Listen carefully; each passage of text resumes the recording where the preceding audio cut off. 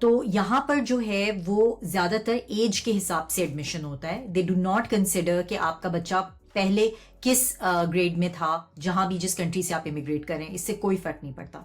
तो अगर आपका बच्चा 9th ग्रेड ऑलरेडी वहां पे कंप्लीट कर चुका है, लेकिन आप यहाँ उसको जब लेके आते हैं, तो अगर उसकी एज के हिसाब से उसको यहाँ दोबारा 9th ग्रेड में होना चाहिए, तो वो फिर 9th ग्रेड में ही उसको एडमिशन मिलेगा, इरिस्पेक्टिव. यानी इससे कोई फर्क नहीं पड़ता कि उसने पहले 9th ग्रेड कंप्लीट की हुई है या नहीं, क्योंकि ये एज के हिसाब से यहाँ पे एडमिशन होता है, जो कि प्रीटी मच पाकिस्तान और इंडिया में भी यही केस है कि आपने देखा होगा. लेकिन यहाँ पे they don't have any other criteria, यानी कोई एडमिशन टेस्ट नहीं होता, कोई और इसका क्राइटेरिया नहीं है, सिर्फ age is the most important thing. और बाकी कुछ फैक्टर्स हैं जो कि अभी मैं डिस्कस करती हूँ आपसे, कि जो कि रिक्वायर्ड होते हैं.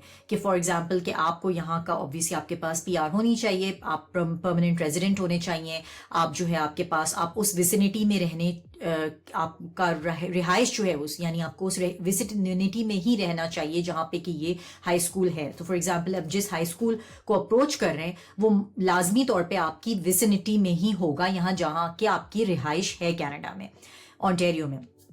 तो ये इंपॉर्टेंट चीज है.